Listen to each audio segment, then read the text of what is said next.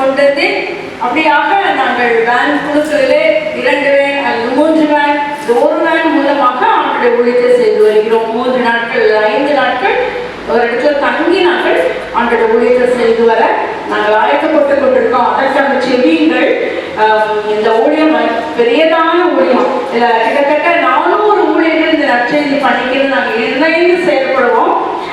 ஒவ்வொரு இடங்களிலும் பல எதிர்ப்புகளும் இருக்கும், நல்ல வரவேற்பும் இருக்கும். ஆனால் அதற்காக நீங்கள் தொடர்ந்து நம்ம ஊழிய நாட்கள் வருது.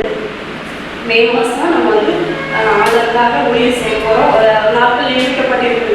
அந்த நாட்களில் நம்ம ஆண்டவருக்காக ஏதாவது செய்யணும், கண்டிப்பாக செய்யணும். கண்டிப்பாக செய்யும்போது அதை எதுக்கு செய்யணும் கேட்டால் அவருடைய நாமும் பூமியும் எவ்வளவு மேன்மை உள்ளதாக இருக்குது. அந்த மேன்மையை நம்ம அறிவிக்க போகிறோம். இப்போ நீதிமொழிகளில் ஒரு வசனம் பார்த்தீங்கன்னா, நீதிமொழிகள் 24:11 மரணத்துக்கு ஒப்புவிக்கப்பட்டவர்களையும் கொலையுள்ள போகிறவர்களையும் விடுவிக்க கூடுமானால் விடுவி. இப்போ நம்ம பார்க்க போற ஜனங்கள் எப்படிப்பட்டவங்களோ நிறைய ஆத்துமாக்கள் சொல்லுவதற்கு ஒரு நல்ல வழி வாசல் திறந்திருக்குன்னு ரொம்ப சந்தோஷப்படுறேன். இந்த மாதம் எப்போ வரும்னு நாட்களை எண்ணிக்கொண்டே இருப்பேன். அப்படியான இந்த ஊழியங்கள் ரொம்ப நாங்கள் செய்கிற காலங்களில சப ஊழியமாவெல்லாம் நாங்கள் போனது இல்லை. அண்ணாவும் அக்காவும் நல்ல ஒரு தைரியமான ஆளு. நாங்கள் எங்க போனாலும் கிராமம், ஒரு பெரிய கிராமத்துல கொண்டு எங்களை விட்டுருவாங்க. வீடா போய் சொல்லுவோம், வியாதிப்பட்டவங்களுக்கு ஜெபிப்போம், பிரச்சனைகள் பாடுகள்ல கண்ணீர் இல்லை, வியாதியில் இருக்கிறவங்களெல்லாம் பார்த்தா எங்களுக்கு ஆண்டவரை பத்தி சொல்லி அவங்களுக்கு ஜெபம் பண்ணுவோம். அப்படி பஜாரு பஸ் ஸ்டாண்ட்லாம் வேலை கொண்டு விட்டுருவாங்க. அப்போ நாங்கள் என்ன செய்வோம், கடைக்கு போலீஸ் ஸ்டேஷன் கொண்டு சுவிசேஷம் சொல்றதுக்கு கைப்பிடி காசுகளெல்லாம் கொடுப்போம். எல்லாம் கொடுப்போம். சாலை கடைகளெல்லாம் கொண்டு போய் கொடுத்துருக்கோம். அன்னைக்கு ஒரு திறந்த வாசல் நல்ல ஊழியம் செய்தோம். இப்போ வந்து இந்த 3-4 வருஷத்துக்குள்ள செய்த ஊழியங்களை சப மூலியமாக ஒரு சபையை ஏற்படுத்தி அந்த சபை மூலியமா போய் அவங்க எங்களை கூட்டிட்டு போவாங்க. கூட்டிட்டு போய் அவங்க சபையில் உள்ள ஆத்துமாக்களை அக்கம் பக்கம் இருக்கிறவங்களுக்கு நாங்கள் எந்த எதிர்ப்பும் இல்லாம ஊழியம் செய்துட்டு இருக்கோம். ஆண்டவரை நல்லா ஆசீர்வதிக்கிறாரு. ஆனால் இந்த ஊழியத்தை உலகல எல்லாரும் சொன்னாங்க, ஊழியம்லாம் செய்ய முடியாது, ஊழியம்லாம் முடிஞ்சு போச்சு, இனிமே என்னத்த ஊழியம் செய்ய போறீங்க அப்படிலாம் நிறைய பாஸ்டர்மார் தான் சொல்லுவாங்க, விசுவாச பிள்ளைகள்லாம் சொல்லியிருக்காங்க, ஆவிக்குரிய பிள்ளைகள்லாம் சொல்லியிருக்காங்க, அந்நியர்கள்லாம் சொல்லவே இல்லை.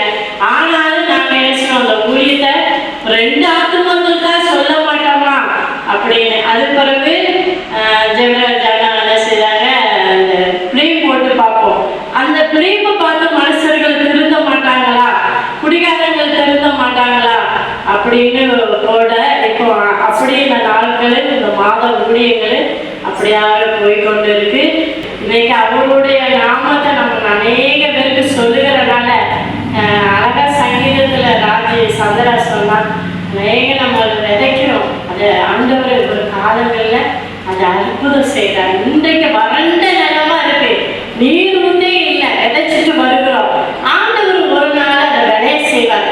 நாங்க எத்தனையோ இடங்களில அவமானப்பட்டு நின்றுருக்கோம், போலீஸ் ஸ்டேஷனுக்கு போயிருக்கோம், அடிகளும் வாங்கியிருக்கோம், கேவலமா எங்களை திட்டுனாங்க.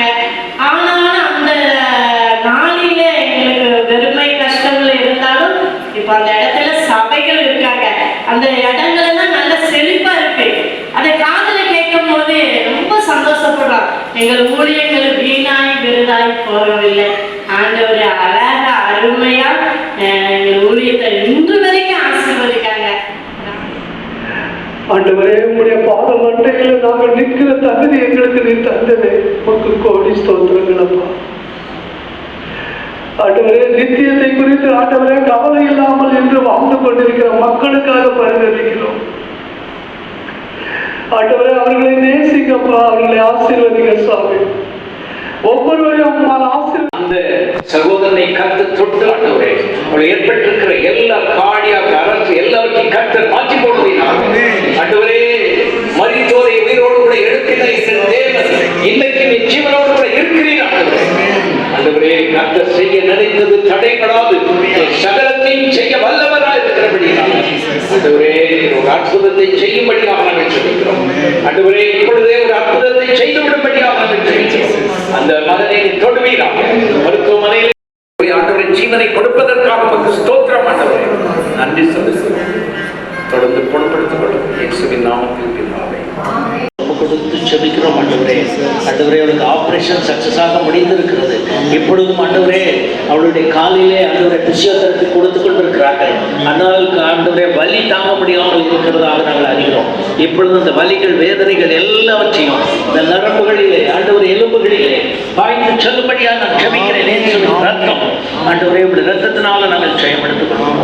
ஒரு அற்புத சுகத்தை கர்த்தர் கட்டளையிட்டு நாம்